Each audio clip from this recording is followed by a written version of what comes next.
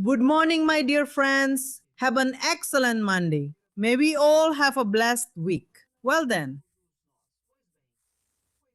the race has started. That's exactly it. Yesterday, everyone announced the beginning of the campaign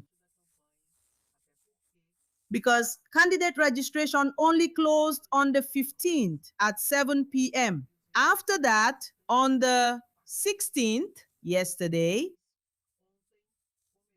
the election campaigns officially started, right? Flávio Bolsonaro went to Copacabana in Rio de Janeiro. He held an event, right? Like a rally. Lula went to São Bernardo do Campo, where his political life began, at the stadium, right? There in Copacabana, Flávio was terrible. I mean, it was a catastrophe. Very few people showed up at Flávio Bolsonaro's event. But in São Paulo, with Lula, thousands of people showed up and filled the stadium in São José dos Campos. Okay, guys? A lot of people really showed up at Lula's campaign kickoff event. A lot of people. Another difference that's important for us to point out, right? At Lula's event, the Brazilian flag was predominant there, wasn't it? That was the flag on display there, right? Whereas at the official campaign launch event for Flávio Bolsonaro and his running mate, apparently he couldn't get another running mate, huh? His running mate there, Alfredo Gaspar, they were mostly American flags. Okay? Lula, among other things, took a stance in defense of sovereignty. He really positioned himself as someone who will always look out for the most vulnerable and will always put workers and those who need it most as a priority in his government, okay? He said that if he is re-elected, and I believe he will be, he will launch the Ministry of Public Security and will truly fight crime. But the big criminals, he said, because killing Black and poor people in the community is very easy, isn't it? You have to go after the real big criminals. Among other things, Flávio Bolsonaro came with that same story, defending his father, playing his father's audio again. Flávio, he's trying to be penalized by Brazil's Superior Electoral Court so he can say he's a poor guy, all messed up, persecuted by the communist dictatorship, and call the electoral system into question. That's what he's doing, okay? Yeah, again, he said he's going to make huge cuts, cut everything. In other words, he's going to cut at the expense of workers and the most vulnerable, right? And again, he put himself there as a vassal and subservient to the United States government. So at his event, there were a lot of people under investigation, right? Like, for example, his associate, Inés Cavalcante, was there and gave a speech, right? Associate Inés Cavalcante, who is one of the main opponents of the 6 days on, 1 day off schedule, who was found with 470,000 in cash at his house. And he still hasn't explained it. Federal Deputy Associate Cavalcante, among others, right? And another point we have to highlight is that really, Flávio wasn't able to choose a woman as his running mate. He wanted to, and I know he wanted Michelle Bolsonaro especially, but Michelle Bolsonaro didn't even show up. Michelle Bolsonaro didn't even attend the launch announcement at the start of Flávio Bolsonaro's campaign. She wasn't even at the event. And Flávio ended up with, for me, one of the worst people he could have chosen as his running mate. Actually, I think Alfredo Gaspar was just the one left, and Flávio had no one else he could pick. Right? Let's take a look at all of this. First, let's see, it was published in Forum magazine. Let's look at some photos first, some situations. From Copacabana, where Flávio held the inaugural event of his campaign, because now the campaign has officially started. I told you that you couldn't ask for votes during the pre-campaign, right? From now on, you can ask for votes. You can show each candidate's number and so on. Let's take a look here. It was published in Forum magazine. Look, Flávio Bolsonaro's event in Copacabana was empty and became a joke on social media. Look at this. Look at the photo here from his event. Look. They say there were fewer people than at Central. See how many people showed up. I don't think there were even 10,000 people. Look here. Events and so on. Look at this clip. Let's watch it here. Look at this clip here. Someone filmed it from up there. See? Yeah, on the forum here, it says there were less than 9,000 people. There were about 8,900 people. Here, look, Antônio Taberti. Flávio Bolsonaro's flopped rally today would have gone unnoticed if he hadn't hired a master of ceremonies and kept yelling like a rodeo announcer riding Copacabana. He just loves being wrong. Here. Then he, Flávio, put it there.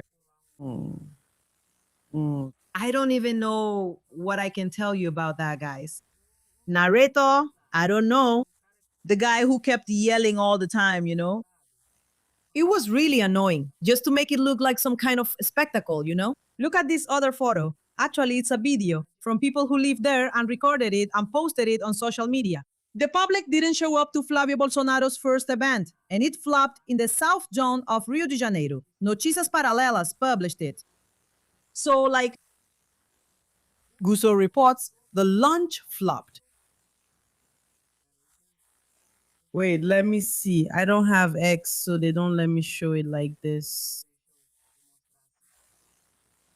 So I don't know. I can't show this one. Here it is. Flávio Bolsonaro's campaign launch flopped in Copacabana. It doesn't even reach 10% of President Lula's audience at the stadium in São Bernardo do Campo. No. So, yeah, Flávio Bolsonaro totally flopped. And look, this event is a really important event,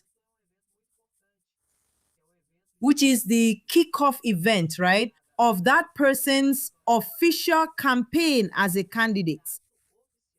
And he couldn't even bring 9,000 people to Copacabana. And keep in mind that Copacabana, Rio de Janeiro, is Bolsonaro and his allies' electoral stronghold. Then we remember the former governor of Rio de Janeiro, Claudio Castro, right? He could have brought his campaign workers, but he doesn't have money to pay them anymore, right? Because he used to pay them with public money. That's why he was removed from office and declared ineligible, Claudio Castro, because he paid more than 7,000 campaign workers with public money, right? He could have had Rodrigo Bacelar there, former president of the Legislative Assembly, also his ally, but he's not here because he's in jail, right? Exactly. He's in jail for involvement with the Red Command, corruption, and a whole host of other issues. There could be some secretaries there, at least 3 secretaries of Claudio Castro, whom he even appointed, who are also in jail on suspicion of various crimes. There, together with Claudio Castro, who soon will also become an inmate. So given this context, they couldn't even bring their campaign workers, right? Because many of them are in jail. They are already imprisoned. Yeah, that's the situation. So put it there, my dear. Flávio Bolsonaro flopped. And when he loses the elections, he's screwed. Put it. Wake up, people. For God's sake, help me. Shall we watch Lula's event now in São Bernardo do Campo? Let's see here. How was it?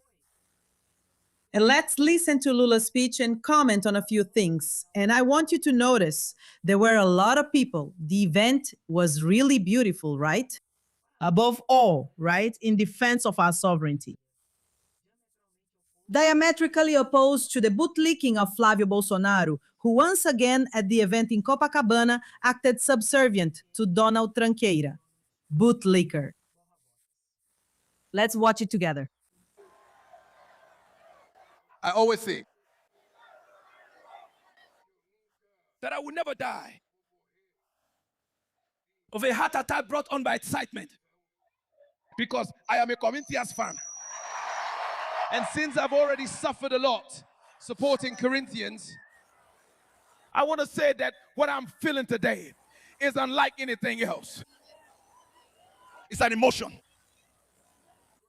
that I'm feeling much more strongly than the one I felt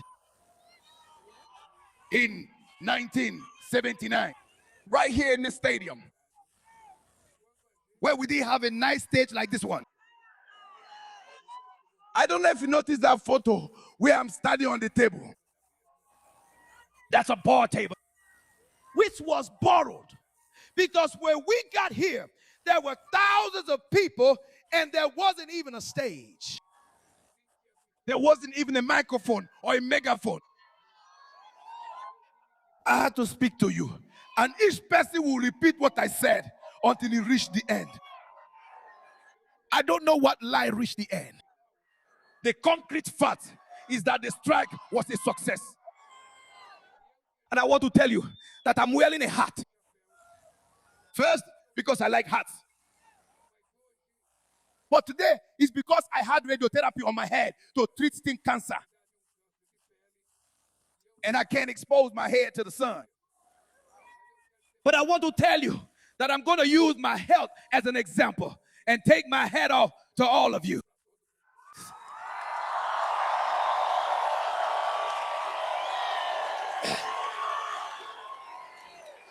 Look at how many people there are. Look, it's packed with people, okay? And all around, there are people everywhere, you see? There are tons of people in front of Lula too. And all around, there are people everywhere. Packed, unlike Flávio, who flopped. Hey, hey, hey, we're already starting our Monday off really well. Flávio flopped and is done for. And Lula is a 4-time winner. Don't leave me talking to myself. Don't leave me talking to myself. Here today. These are the people I like. And surely the people who like me are here. But every time you attend an important event, you always have to remember the people who helped you build this journey and who are no longer here. I could mention 3 intellectuals on behalf of all the intellectuals who have created this party. I could, our dear comrade Florestan Fernandez. I could remember our comrade Sergio Huarque, Chico Huarque de Holanda's father, who helped us. I wanted to remember our dear comrade Antonio Cândido, one of the great intellectuals this country has produced. And I wanted to remember my comrade Marco Aurelio Garcia, who was with me practically throughout this whole period until he died. When Dilma was president, he had a heart attack. I want to remember people like Chico Mendes, who died in 1978. I was on vacation and I took a plane to go to Chico Mendez's funeral. I want to remember Margarida Alves, a woman who was murdered in 1983 because she defended the rights of rural workers in Lagoa Grande in Paraíba. I want to remember Wilson Pinheiro de Souza, a rural union leader in the city of Basileia in Acre, who was murdered by a rancher. And because of Wilson Pinheiro's death, I went to the funeral at night and I said a phrase over his coffin. Now, I'm tired of crying over the bodies of comrades, over the corpses of comrades,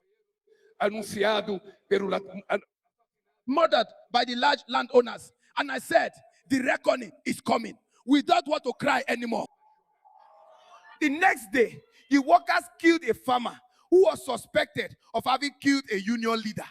And I was sentenced to 3.5 years in prison because they said that my phrase was the signal for the workers to kill. Nonsense, a lie. Like so many lies they've told about me in these 47 years of my political journey and struggle. Well, I want to tell you that the person who symbolizes everything I am in life, my mother, is not here.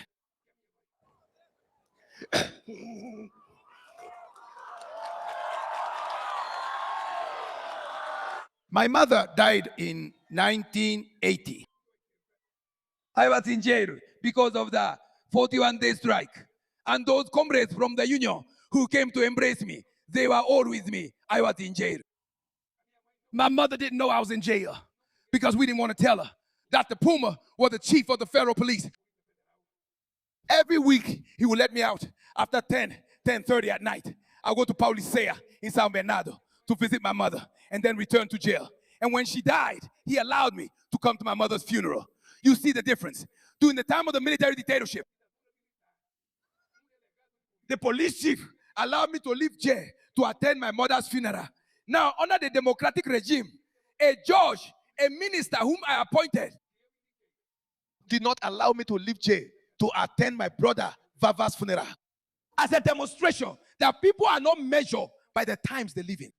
Men are measured by their character, by their dignity, by the upbringing they had from birth. And so I owe my being here today in gratitude to Mrs. Lindu, who is responsible. I have to pause here to comment. Thank you. We know that Lula was not authorized, thank you, to leave prison to visit a loved one who had passed away, right? And we know it was Sergio Moro. Sergio Moro today as senator, as unbelievable as it may seem, right? That's why we have to learn how to vote. Because you see, as long as people keep voting for useless people, we're screwed. Right? Sergio Moro even launched his campaign through a live stream, which had very few people watching. Totally flopped. I have behind the scenes news that Sergio Moro is very lazy. He's very lazy. And I think it's complicated, a campaign for executive office with someone who's lazy. Because for parliament, it's easier, right? Through social media, even if the person isn't very willing to travel and get around, right? Because we know that Sergio Moro was elected on the Lava Jato wave, fighting corruption and all that. And now he allied himself with the person he used to call a criminal, which is Flávio. So, this fight against corruption is a lie, just a made up story, right? And if he's not willing to walk, to travel, to campaign, he won't win there in Paraná. No. Isn't that right? And Lula is talking about exactly that. And during the military dictatorship, he was allowed to visit his mother, who was sick and all. And that in a democratic state, he wasn't allowed to visit a loved one who had passed away, which we know, for example, was his grandson, Lula's grandson, right? So and Sergio Moro is behind this situation. You who are from the state of Paraná, remember this, okay? Let's choose our representatives better, because otherwise we're the ones who are going to get screwed. And Sergio Moro is more of the same and very little different from what Bolsonaro and Flávio Bolsonaro are. He's only going to come down hard on the most vulnerable and on workers. See? Don't be fooled. And Sergio Moro's live stream was a total flop. I think that's not enough. Let's keep going. Flavio, for everything I am in life, a woman who was born and died illiterate. A woman who came from Pernambuco to meet her husband in Santos. When she arrived in Santos, her husband was married to another woman. She didn't hesitate. She left him and went on to take care of 8 small children. The oldest is here, my brother Freshiko, who took me to the union. He's on his way up. He's up there because he's fancy. He's right there in a comfortable spot. I'm here in the sun, Freshiko. Just so you know, my man, how well I treat you. Because you're in a box seat here at Vila Euclid Stadium. And I wouldn't be out here in the sun, Freshiko. Next time, you're going to come here and sit in the sun with me too. So I owe my life to this. And that's why I wanted to say something. Women of this country, never bow your heads. Because we men need to learn to respect you as companions, not as lesser beings, not as slaves, not as second-class citizens. Hold your head up because God made us equal. It's not possible. It's not possible that we fail to put an end to this violence. So I want to tell you one more thing. I spent the whole night talking to a lot of people, preparing things to say, because there's a lot to talk about. It's 47 years of history.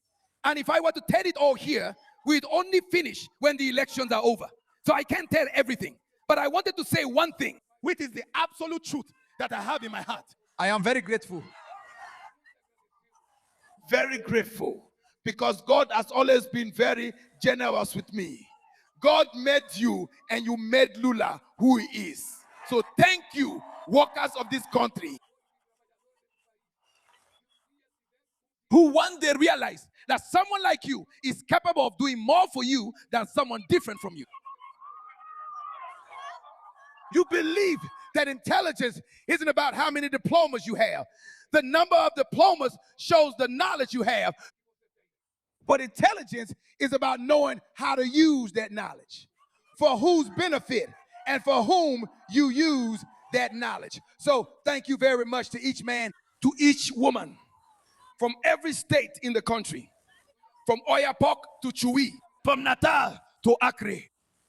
Thank you very much to every worker who on election day Drinks, here is Goiás.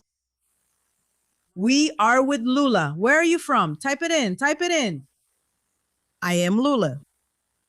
I'm from Goiás. I'll put it here. Look, put that up, Central. I'm from Goiás and I'm with Lula. And where are you from? Type it in. I'm from São Paulo. I'm with Lula. Type it in to show that we are together and that love will win again and Lula will be awesome. God willing, and God does want it. the courage to stand up and say, I'm going to put a working man in the presidency. Almost illiterate, because I only have a primary school diploma and a Sinai course. But I have something that others don't. I know your hearts and minds. And I'm sure that those who came before in this country didn't know them. I prepared a few things. I mean, Jardinha, how just God is. Me, when Marisa died, I thought it was the end of my life, because I had lived with Marisa for 45 years. I thought the world had ended. But just as God took Marisa, God brought you to me to help keep fighting and keep winning the battles we have to win. I have to thank God every day, because I came from where I came from, not die of hunger by the age of 5. For me, Bonnie Kaites. And becoming president of the republic 3 times can only be the hand of God and your understanding. So thank you very much once again. But comrades, it was here. Exactly here. Our platform was on that side. There wasn't a grandstand. It was here that I had the most important lesson in political sociology that a man can have. The 1979 strike. This local stadium, the strike had been going on for 15 days. And the business owners made an offer that I thought was a good offer. The business owners offered us 15 in 3 installments of 5. The business owners agreed to pay for the days lost during the strike, not to deduct from our vacation, and to pay the severance fund that they were supposed to deduct from us. I thought the proposal was good. When I came here to this stadium, I had a factory committee of 300 workers. I told the factory committee to come here to the city center. Several of those comrades who hugged me were here. And I told them to come so they could check with the workers if the workers would accept the proposal for Gokupa or not. And when I arrived, everyone said, Lula, the rank and file won't accept the deal. The workers are radicalized. They would accept the deal because we've been preparing the workers for a war. Then we got here. Every time someone from the occupation spoke, they were booed. Every time someone tried to speak, they were booed. When I went to speak, there were more people than they are here today, because I didn't have this park. It was packed with people. I kept thinking, if I put the agreement to a vote, I'm going to lose. And I can't lose, because a leader can lose the vote. He has to have the ability to persuade.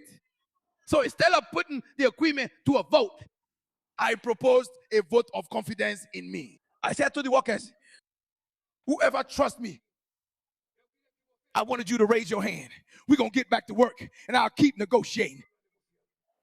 Everyone raise their hand, okay? Everyone.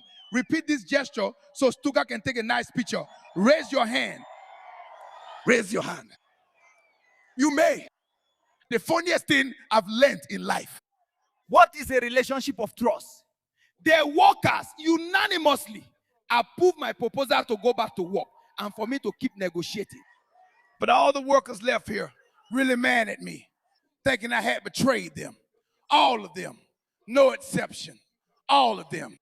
We spent a whole year trying to regain the workers' trust. An entire year. I would go to the factory gate to give speeches, and the workers wouldn't stop to listen to us. I started picketing at the factory gate so they would stop and listen to us again.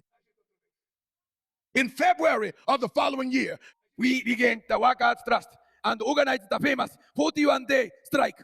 The workers would say to me, we can hold out for 4 months. We can hold out for 3 months. We can hold out for a year on strike. I would say you can't hold out. You can't hold out. Because if we're being honest, we know what happens inside a home. But when the end of the month comes, you have to pay the electricity bill. You have to pay for milk. You have to pay for bread. You have to pay the rent. And the wife starts asking the husband, where's the milk? Where's the bread?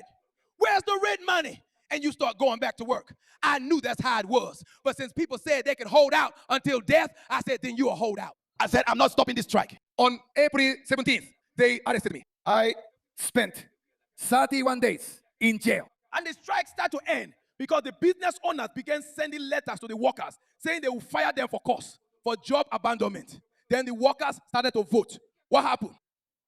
Look at the lesson. A miracle happened. People lost everything because in the 1980 strike, we didn't win anything, nothing at all. There were more than 15,000 layoffs in the industry, and I became a hero. I was the one who thought about being a hero in 79. In fact, I was treated as if I were a coward. In 80, when I thought I was going to be crushed, I became a hero. Do you know why? Because the workers realized that I was right in 1979 and that they were wrong.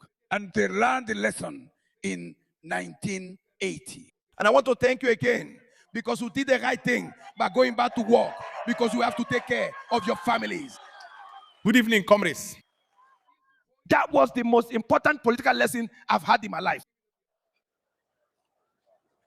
That's why I am very grateful to you. And this state holds wonderful memories for me. More than wonderful.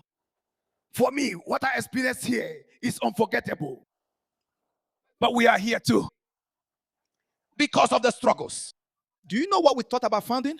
A party. I was against founding a party. After the strikes in 78, I used to say that I didn't like politicians and I hated people who liked politics. I thought I was smart. Deep down, I was an idiot. Because do you know what's wrong with people who don't like politics? Is that the country is governed by those who do. And the ones who do are the ones who are elected. We are screwed. So we need to like politics. We need to get involved in politics so we can learn and choose correctly who will be the councilman, who will be the representative, who will be the mayor, who will be the... Because if we don't, we spend the whole year fighting against the bosses. And when election time comes, we end up electing bosses to be mayor, to be governor, to be president of the republic, to be senator, to be federal representative. It's a contradiction. It's like you take a fox that's been neighing at you and put the fox inside the chicken coop, thinking the fox is going to take care of the chickens. The next day, when you went to check on your chickens, what had they become? Food for the fox. I had this political realization of me right here in this state. I remember when I founded the party, I saw the people, those leftists, students, old and ugly, genuine. I don't think how that came. And they would ask me, hey, Lula, is the PT tactical or strategic? The PT is tactical. I didn't even know what tactical or strategic meant. I just knew I wanted a party. That's all I knew. I want a workers' party so we can elect congressmen, elect councilmen, elect mayors, so we can start doing things when we win. And then I want to tell you about the effort I make every single day not to let you down. I could lie to anyone in the world. I could lie to any president in the world, but I don't have the right because I learned from Donalindu not to lie to those who trust me, to those who care about me. So you can be sure of my loyalty to you. And that's why I'm very proud to be here 47 years later with the same tone of voice. Maybe a little more hoarse, maybe without the innocence my voice once had. But I'm here to tell you, I am the first president of the Republic to be elected 3 times. There's nothing like it in this country's history. And there are a lot of people who say, why does Lula want a new term? I want to tell you the following. As long as I'm alive, I won't allow it.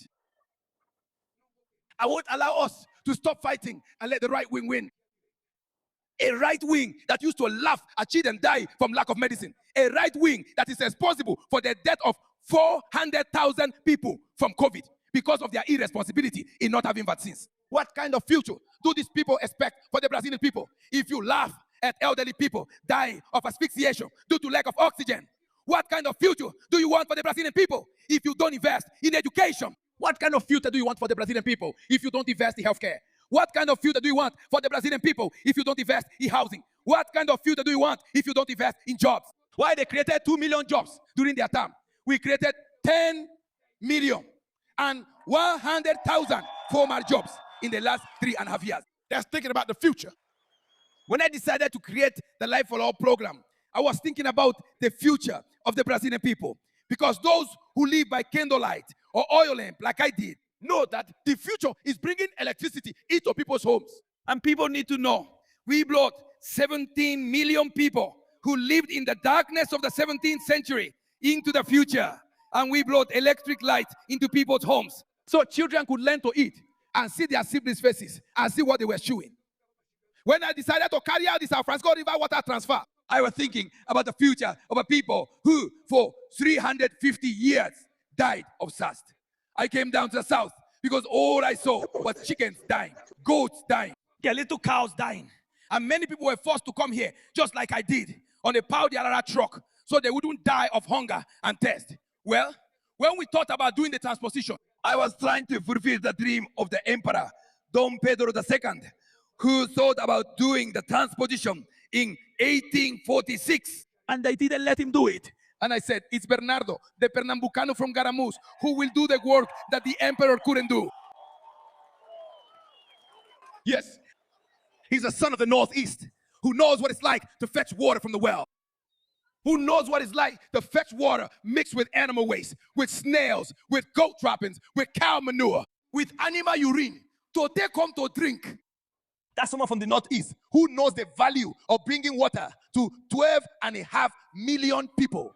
And God willing, had that. Now, this year, I'm going to inaugurate, actually, the last drop of water that we are going to bring to the city of Fortaleza, so that the Northeast will never again cry for a drop of water.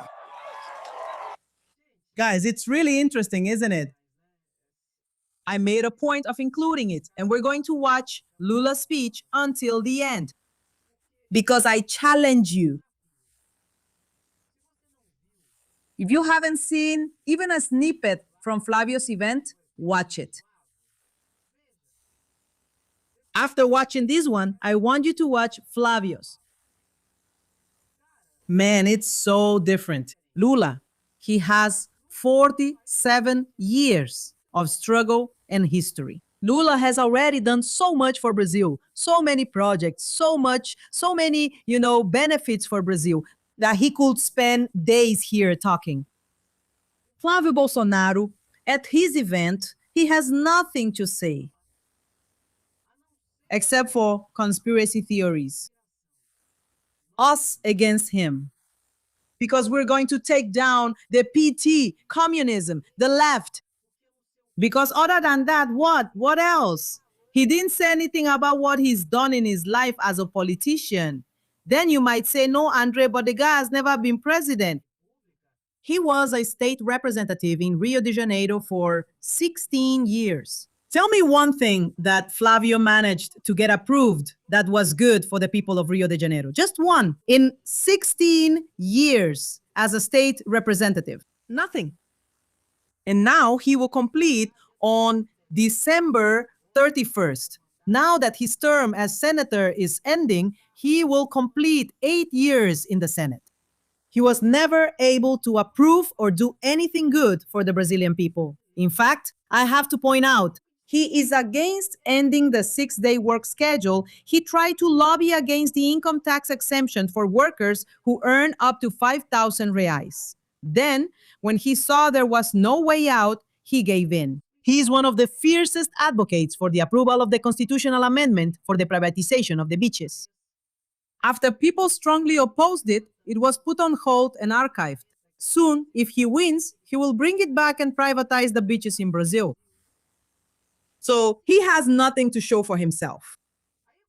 Then it's all him and his buddies going, oh, communism, oh, the left, oh, the United States, because I don't know what, it's the PP, that conspiracy theory and all. Where's the Brazil that turned into Venezuela? Wasn't Brazil supposed to have turned into Venezuela? Weren't churches supposed to be shut down? And none of those lies of theirs happened, but they keep repeating them, and they don't do anything good for Brazil.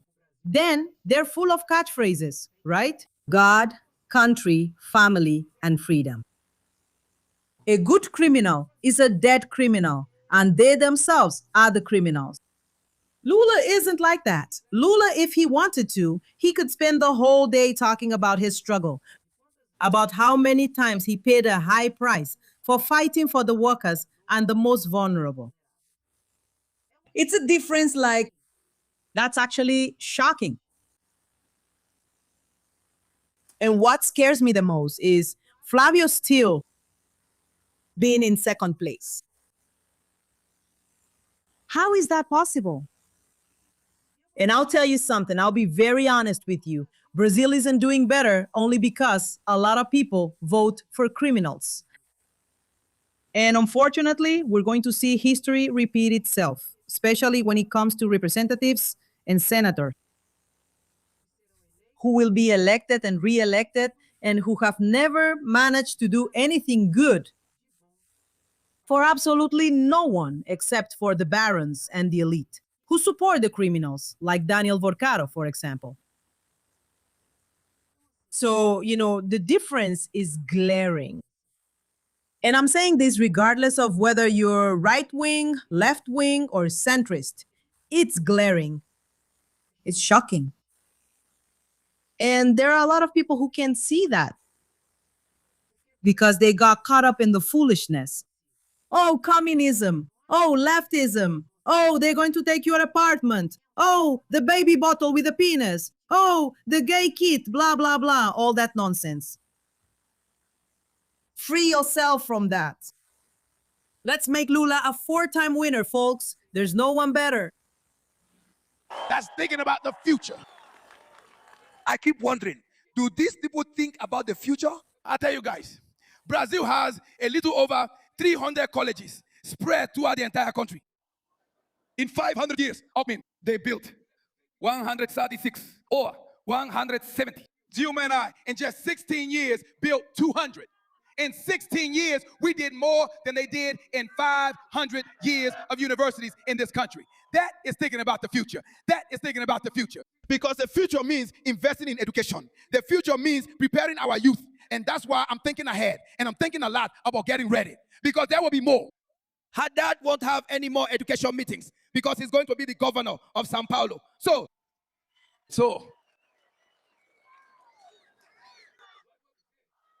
we'll have the education minister who's here. Don't worry, I'm not going to remove you. You're a good minister. I'm just speaking well of Haddad.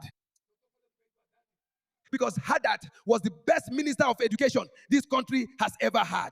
So, comrades, in a 4th term, I want to put an end to some of this country's dilemmas. One of them is the education of our people. I want the girls and boys of this country to be well educated, well prepared, not just to work in the job market. I'll give you numbers, Haddad, as you know. When we took office in 2003, write out this number. This is what it means to think about the future. When I took office as president in 2003, there were only 5 million Brazilians in the job market with a university degree. Today, there are 25 million with a university degree. That is thinking about the future. I'll tell you what thinking about the future is. The first federal institute was created in Brazil, in the city of Campo de Cataguases, by President Nilo Persona. In Rio de Janeiro, in 100 years, they created 140. Dilma and I made 606. We made 600 by ourselves. And we will finish the term with 800 institutes to tell you that this is thinking about the future. I went here to the Federal University of San Bernardo, and I saw girls and boys, children of metal workers, studying space engineering. And I asked how much it costs per year at this university. The university president said 20,000 reais. Do you know how much it costs to keep someone in jail here in Sao Paulo? 35,000 reais. And a boy at the university costs 20. What's the lesson I can give to those who didn't think about the future? You ignorant people, is that investing in education is much cheaper than investing in prisons to lock these people up.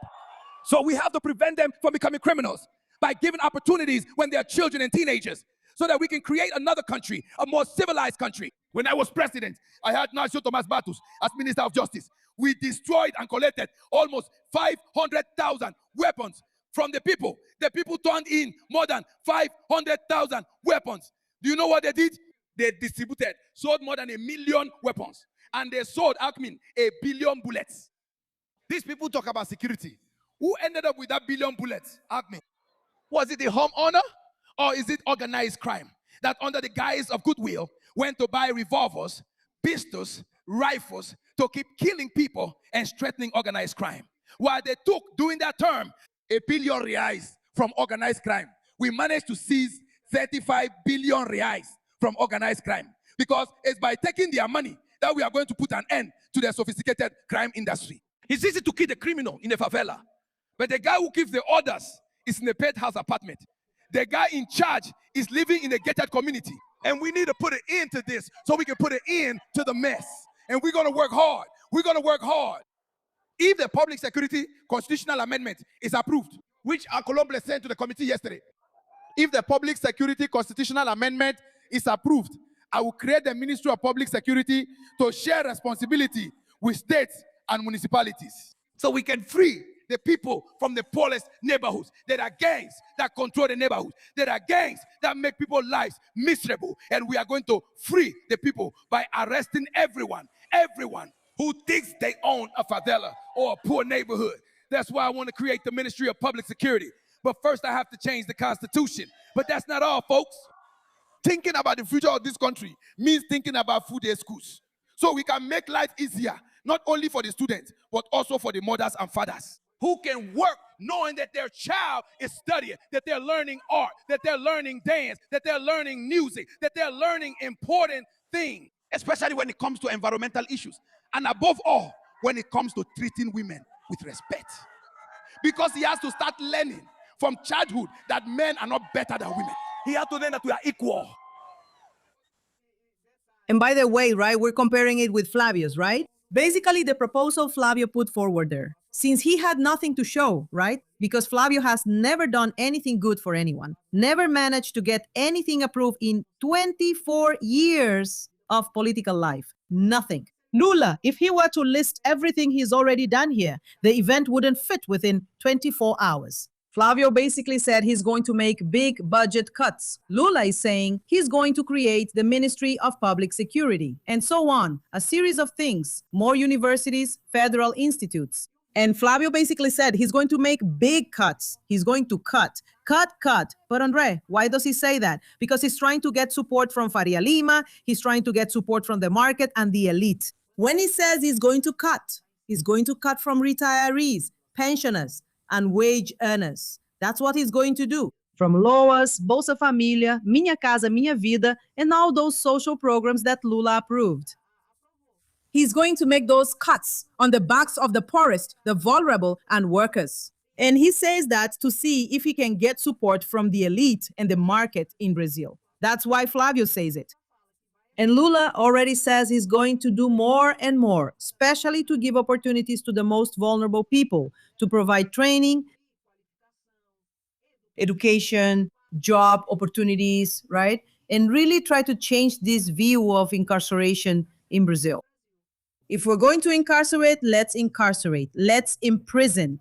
But especially who? The top, the elite of Brazil's criminal underworld. Because by catching the ones down here, the small fry, it also ends, right? Now, different from their policy, which is the criminalization of black people, mainly, and of the poor. And they're incarcerated, I don't know what. Then they say, oh, the only good criminal is a dead criminal. But they're the real criminals. Isn't that right? It's true. That's why I put up Lula, 4-time champ. Well, but thinking about the future is thinking about how we're going to explore the wealth that's now called rare earths and critical minerals, which is what's causing the dispute between China and the United States. We don't have to choose China nor the United States. What we want is to have our girls and boys studying. How are we going to explore these minerals? How are we going to process them? How are we going to produce the cell phones, the chips, the electric batteries, everything that's produced from critical minerals and rare earths? We don't want to export the raw mineral and then buy the finished products made from it. We want to extract it here, process it here, make products from it here, produce it here, create jobs here, and generate wealth. Because I don't want it with the United States, or with Russia, or with China, or with France, or with England. No one is going to exploit our critical minerals. We are the ones who will exploit them for the benefit of the Brazilian people. That's why Mr. Donald Tranqueira is nervous, right? Because Mr. Donald Tranqueira wants to come to Brazil to steal our riches, our critical minerals, and take them there to enrich the United States. And here we'll be left only with environmental damage and losses. And Lula does not accept that. Lula already said, want it? Then come. Let's develop it here. Let's create wealth here. We'll take our share and you'll have your share and everything will be fine. And the boss, Donald Trump, doesn't want that. Donald Trump wants to come like an alien invader of Brazil, steal our riches, leave terrible environmental damage, terrible losses, and take the wealth over there as if we were a colony of the United States. And Lula does not accept that. That's why Donald Tranqueira is doing everything he's doing. From saying that he's going to fight PCC, Comando Vermelho, that they're terrorists, to try to blackmail Brazil, to maybe even carry out some military maneuver here against our territory. For what, Andre? Because he wants to steal. And with that, he blackmails Brazil. And he uses all of this as an improper justification to create the appearance of legality he needs to interfere in Brazil. But to steal from Brazil. And Lula doesn't accept it. Now, Flávio Bolsonaro has already said he will hand everything over. Flávio Bolsonaro has already said he will hand over the government during the transition period to Donald Trump, just so you know. In other words, he will accept that Donald Trump comes into Brazil, steals everything he wants to steal, and takes it to the United States. So they get richer and we get poorer. And Lula doesn't accept that. So much so that at the event over there, at Flávio Bolsonaro's event, at the start of the campaign, what you saw the most were United States flags. And he once again calls it up to the United States, sucking up to Donald Trump at the inaugural event of his campaign. That's why I say, Brazil belongs to Brazilians, Lula is a 4-time winner, and the people do not accept traitors to the country. And Flávio Bolsonaro, just like his brother, act like traitors to the country. They work to the detriment of the Brazilian nation itself. While Lula fights to maintain our sovereignty and to bring out the best and to make use of what we already have here in Brazil for all of us in the best way possible, serving the public interest. Is there anything wrong with that, guys? No, on the contrary, that's the right thing to do. But there are a lot of sheep who believe in Flávio Bolsonaro's situation. And then the herd goes around waving American flags, even though the United States doesn't care about you at all. In fact, it only wants to steal from you. This country owes it to itself to become a great nation. And we are going to make this country a great nation. That's why I appointed Alckmin as Minister of Industry and Commerce to create Nova Indústria Brasil, which received an investment of almost 800 billion reais for us to industrialize. And for years, the Brazilian industry hadn't grown, and we grew by 3.4%. So comrades, if I keep talking, everything I wrote here won't end. And I'm gonna finish my speech. Because I feel sorry for you, all standing in the sun since the moment you got here. I want to finish. Within 10 or 15 days, Alckmin and I will present our government proposal for the next term. We are going to do a really solid job, and we are preparing to announce it. And I want you to pay attention to what we are going to present to this country. Because I also want each of you, every one of our supporters to carry with you a comparison between what we did and what the others did. You have to be prepared so you know a few things. I'm going to tell you a few things so you know. I'm going to tell you a few things just so you know. But the party has the obligation to pass this information on to you. Do you know how many students were dropping out of high school? We gave them a scholarship to keep them from leaving school. 7,200,000 high school students are studying because we didn't allow them to leave school. You know that we changed the income tax rules not to be deducted for those who earn up to 5,000 reais. You know that we created 174,000 industries supported with credit. You know that the new country spent 1,070,000,000 reais.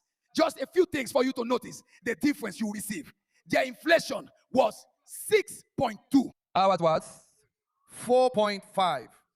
4.5. Their unemployment was 8%. Ours was 5.4. Their job loss for a whole period was 6 million. Ours was 10 million. Their economic growth was 1.4. Ours was 3%. The fiscal situation, they had a fiscal deficit, a fiscal loss of 2.8.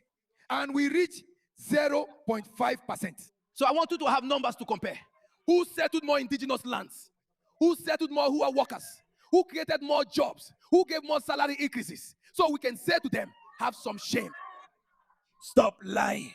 Because the Brazilian people will not accept lies winning over the truth.